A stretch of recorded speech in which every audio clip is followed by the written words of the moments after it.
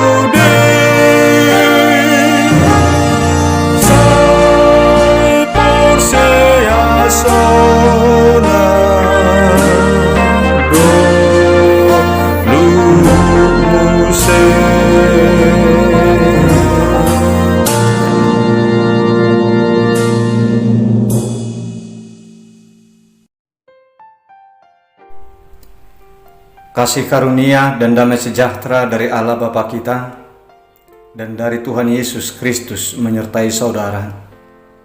Amin.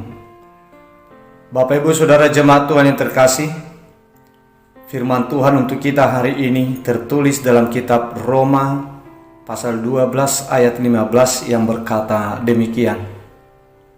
Bersukacitalah dengan orang yang bersukacita, dan menangislah dengan orang yang menangis. Demikian isi firman Tuhan. Saudara-saudara jemaat Tuhan yang dikasihi Tuhan Yesus Kristus, dalam kitab Pengkhotbah pasal 3 ayat 3 dan ayat 1 dikatakan bahwa segala sesuatu dalam hidup kita di dunia ini ada masanya. Ada masa untuk menangis dan ada masa untuk tertawa. Ada masa untuk meratap dan ada masa untuk menari. Itulah dinamika kehidupan yang pasti dialami oleh masing-masing orang selama hidup di dunia ini. Sebab kalau di surga kelak, di sana tidak ada lagi ratapan dan tangisan atau kesedihan. Itulah perbedaan kehidupan di dunia yang fana ini jika kita bandingkan dengan kehidupan di surga kelak. Semuanya itu pasti terjadi dalam hidup sesama atau keluarga kita dan juga kepada kita sendiri. Lewat firman Tuhan renungan hari ini, kepada kita diajarkan oleh Tuhan tentang sikap dan perasaan yang patut kita ekspresikan di saat sesama atau saudara kita sedang mengalami kesedihan atau saat mereka sedang mengalami sukacita. Saudara jemaat Tuhan, dalam hidup kita ini sebagai umat Tuhan, kepada kita diingatkan bahwa kepada kita seharusnya kita membuahkan hidup berempati terhadap sesama kita. Karena itulah salah satu wujud dari buah iman percaya kita kepada Tuhan. Kita harus berempati kepada sesama kita umat manusia. Karena kita ini sama-sama manusia yang punya perasaan yang sama, yang punya harapan yang sama. Kita juga harus berempati terhadap saudara kita. dan terhadap saudara kita yang satu iman dengan kita. Karena itulah salah satu wujud kasih dan wujud hidup kita sebagai sesama anggota-anggota tubuh, yaitu tubuh Kristus, yang pastinya satu perasaan. Seperti yang dikatakan oleh Paulus dalam kitab 1 Korintus pasal 12 ayat 24 sampai ayat 26 yang berkata, apabila satu anggota kesakitan dan menderita, maka anggota yang lain akan turut menderita. Dan begitu juga sebaliknya. Saudara jemaat Tuhan yang terkasih, kita dapat membaca dalam Alkitab tentang rasa empati yang ditunjukkan oleh orang-orang pada zaman itu, umat-umat Tuhan yang patut kita tiru pada saat ini. Misalnya seperti sahabat-sahabat Ayub. Di saat Ayub mengalami kesedihan, ketika saat itu ketiga sahabat Ayub memandang Ayub yang sedang menderita, mereka langsung menangis dengan suara nyaring. Bahkan ketiganya sama-sama menemani Ayub duduk di tanah selama 7 hari 7 malam.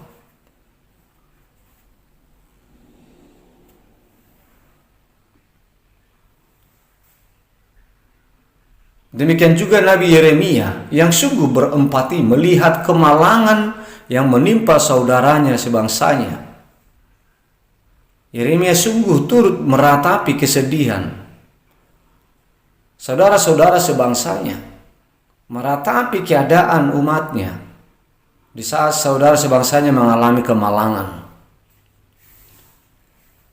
Begitu juga dengan sukacita yang dialami oleh sesama kita.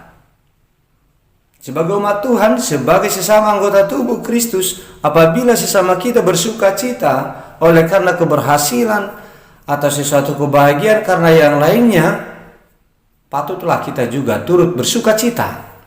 Sebab kita itu tidaklah seperti yang lain, yang susah melihat orang senang, yang senang melihat orang susah.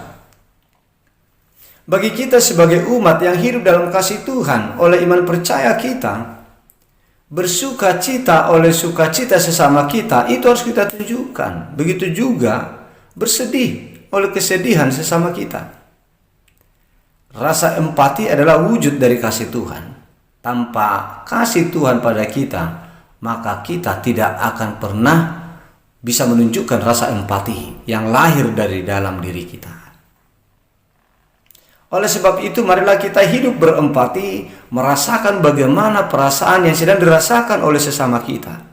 Dan marilah kita juga menolong mereka ketika mereka dalam kesusahan, dan mari kita bersukacita juga bersama-sama dengan mereka yang sedang bersukacita.